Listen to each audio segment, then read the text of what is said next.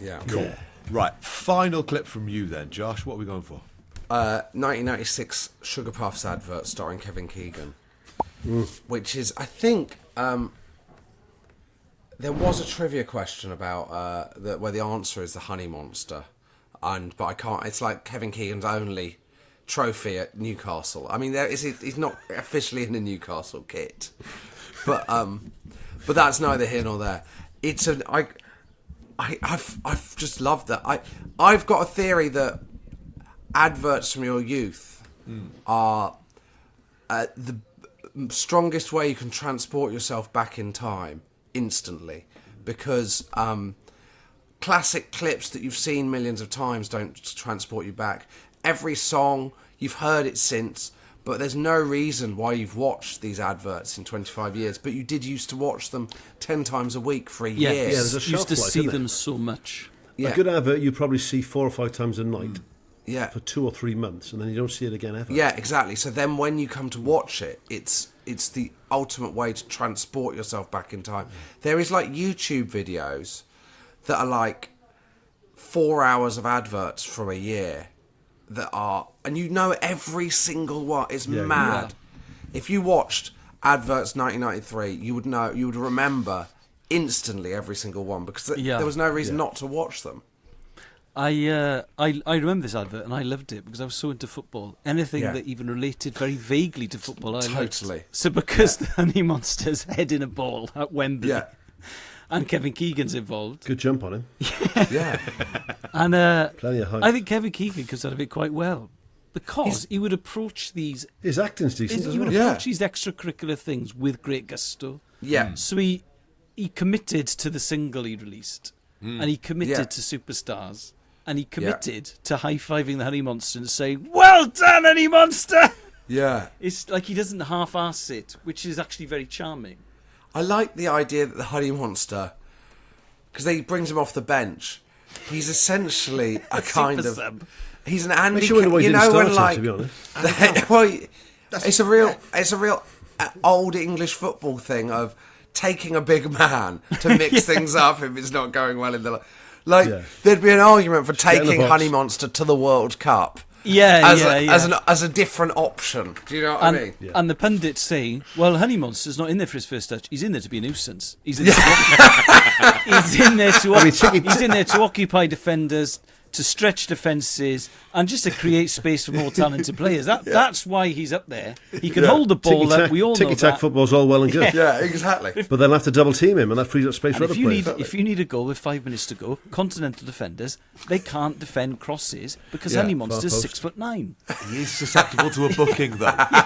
With referees in tournament football, his big arms, big elbows could cost us cards. Yeah. Continental referees have got one eye on him. That's my problem. Yeah. I love I'm with Elis that anything that contained football, I loved. Yeah. So any trace of football, in an advert or you get a TV show, they'd have an episode where there was a football match for some reason. Yeah. I'd love that because it was. Yeah, but you were lucky, mate, because you had. I mean, my favourite sport as a kid was American football. Yeah. Okay. And in a pre-internet age, so I'd have to wait. There was a kid in Super Grand, the series, who wore shoulder pads and an American football helmet. I was thrilled by that. Yeah. Coke had an advert where Joe Green from the Steelers sort of gives his kid a bottle of Coke. Yeah. You know, and I was amazed that was on telly. They were really. I mean, you were lucky to see one thing a year that was American football. The thing children nowadays can't understand or even begin to understand is that when we were young, you had to wait for the thing you liked, and it might not happen. Yeah. So if you like NFL, Mike with having sex. Yeah. Like a kind word from a PE teacher. It's like some of the advice from Mike's PE teacher. But like, if you like NFL, you would just sit there hoping that there'd be a reference to it. Yeah. Well, and then there was in Supergram. I'm sure you've watched. I'm sure you've covered Trans World Sport on here ad infinitum.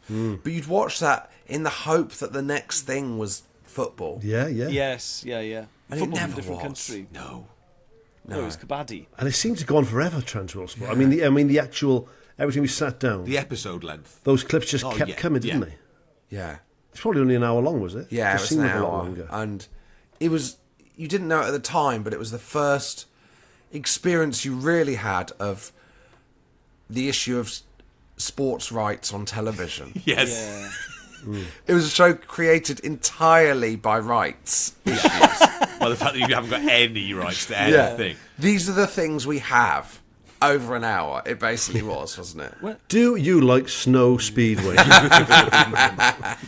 When Channel 4 got the rights to the Serie A season in 92-93, they bought a highlights package and one live game a week Yeah.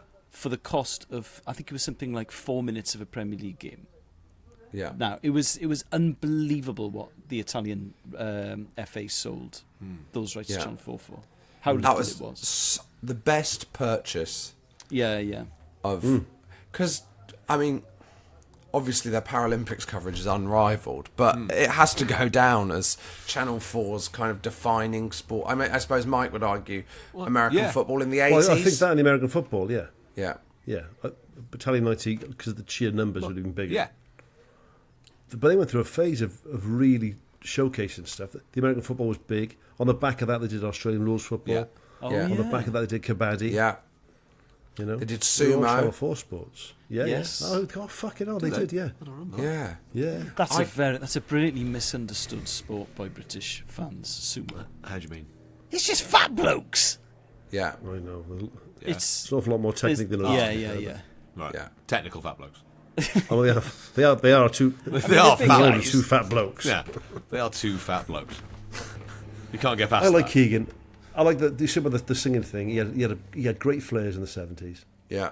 Always looked good. He was. We've mentioned on here before, Josh. He was the shape on Keegan. Yeah. He was so not a 70s footballer shape. You saw him with his top off. He was ripped. Well, Yeah. Six pack. You know. I don't know how true it was, but he's widely considered to be one of those people that wasn't that talented but worked Yeah. at it incredibly. I mean, he became European football with the years, so he must have been. But he is must have had considered A-talent, kind of graft over natural talent. I think that's partly to do with the fact that he was replaced by Kenny Dalglish, who was an enormously naturally gifted footballer, and Yeah. I don't think was ever as fit as Keegan. But yeah, he was a very, very good footballer who became an extraordinary footballer by being the fittest footballer in the Football League.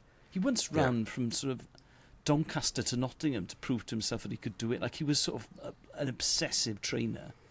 Wasn't there And a... he had an amazing leap on him because he was quite short, but he was brilliant in the air and great stamina. He was quick. As was Honey Monster.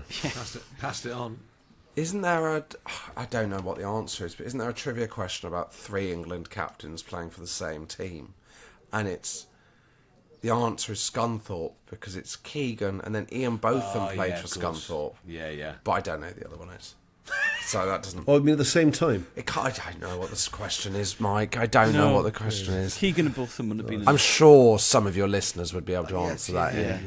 Just tag Josh in. We're not interested. Yeah. Just tag him in. On We won't read it, but send it to Josh. I won't Wilmey. read it, but yeah, tag me in anything you want. Tag him in. I do love, that was like a treat cereal. We took the other day, kids these days, obviously there's a cost of living crisis going on, so I'm not knocking it. Yes. But things that I thought were luxuries as a kid. Yes. Like the builders the other day, I said, do you want a coffee, lads? Have you got any cold drinks? I said, I got some Ribena Got there. water or milk? Great, pint of Ribena. Yeah. I thought Ribena in the 70s, on the early 80s, was a game you wouldn't be changer. churning that out to builders. Only the posh kids had Ribena. No, we never had Ribena, ever.